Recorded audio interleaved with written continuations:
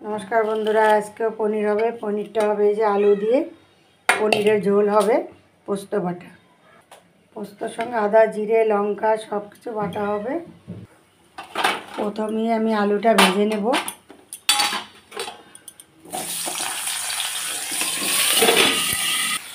প্রথমে আলুটা আমি ভালো করে ভেজে নেব বন্ধুরা। তারপরে এই তেলের ভিতরে পনিরটা ভাজবো। আর এদিকে আমি দুধ বসিয়েছি। আর এদিকে যে চায়ের জন্য দুধ জাল বসিয়েছি। দুধ জালটা হয়ে গেছে, নামিয়ে নিলাম। আলুটাও ভাজা হয়ে গেছে, তুলে নেব। দুধ জাল দিয়ে আমি চা করে নিলাম। চা করা হয়ে গেছে, কারণ রান্না করতে করতে আমি 1 কাপ চা খাই, চা বা কফি।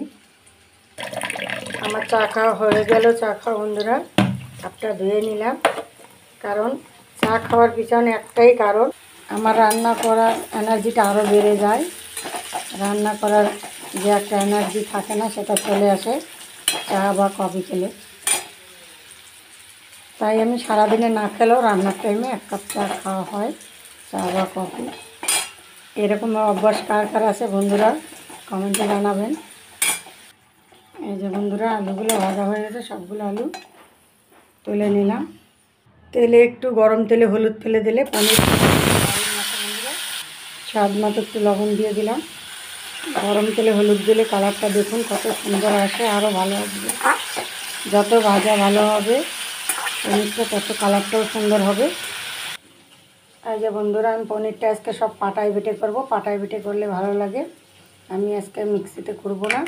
আদা বাটা হয়ে গেছে, আমার জিরে বাটা হয়ে গেছে, সব কিছু বেটে নেব। লঙ্কা বাটবো।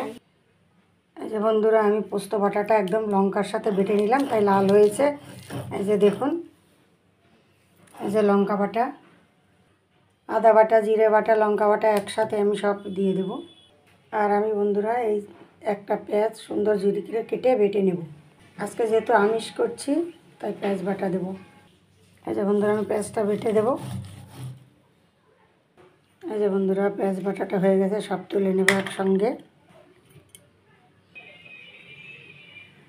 এই যে বন্ধুরা সাদা জিরে আর একটা তেজপাতা দিয়ে দিলাম। আর পেঁয়াজ বাটাটা আগে দেবো। আদা জিরে পোস্ত লঙ্কা সব একসঙ্গে দিয়ে দিলাম বন্ধুরা। পেঁয়াজটা ভেজে নিয়ে ওই পাটাতেই আমি হাফ টমেটো, বড় টমেটো হাফ বেটে নিয়েছি।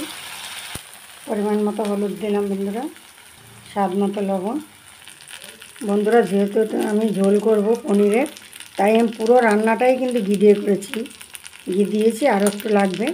আর এই পনিরটাও আমি ঘি দিয়ে ভেজে নিয়েছি। আমি যেদিন পনিরের ঝোল করলে আমি পুরো পনিরটাই আমি ঘি দিয়ে ভেজে নিই। আর আলুটা শুধু তেল দিয়ে ভেজে নিয়েছি। তেল ছেড়ে দিয়েছে বন্ধুরা। এখন যে আলুটা ভেজে রেখেছি আমি দিয়ে দেব।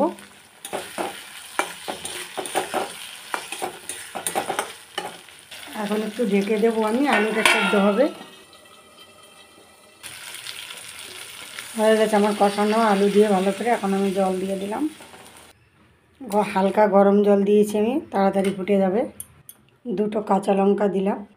পনিরটা আমি এখন ছেড়ে দেবো জলে।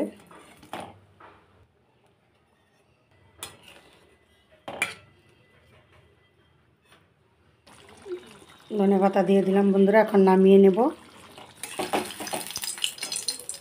ধনেপাতাটা দিলে খেতে ভালো লাগে, একটু সেন্ট হয়। যে ভাজা জিরের গুঁড়ো আর গরম মশলার গুঁড়ো বানিয়ে রেখেছি, সেটা একটু দিয়ে দিলাম 1 চামচ বন্ধুরা। এখন নামিয়ে নেব। এই যে বন্ধুরা আমার পনিরের তরকারি হয়ে গেছে, আলু পনির পোস্ত দিয়ে। ভিডিওটি ভালো লাগলে লাইক কমেন্ট শেয়ার সাবস্ক্রাইব করে পাশে থাকবেন। আর একটা কুলের চাটনি হয়েছে, সাথে করলা ভাজা হয়েছে, পটল ভাজা হয়েছে। আর এই যে করলা ভাজা হবে। লবণ দিয়ে দিলাম। এবার আমি হলুদ দেবো স্বাদ মতন। স্বাদ মতো লবণ, পরিমাণ মতো হলুদ দিয়ে দিলাম। আর দেবো এই যে ছোট চিংড়ি ভেজে রেখেছিলাম, দিয়ে দিলাম। কড়া করে ভেজে রেখেছি করলা দিয়ে চিংড়ি মাছ। ছোট চিংড়ি দিয়ে এই যে দেখুন বন্ধুরা করলা ভাজা হয়ে গেছে। আর বলেছিলাম না এখন দৈনিকই সজনা হবে। এই যে পোস্ত দিয়ে সজনা, সর্ষে আর পোস্ত একসাথে মিক্স করে আমাকে এখন দৈনিকই করতে হবে সজনা। হয়ে গেছে করলা ভাজা, নিভিয়ে দিলাম।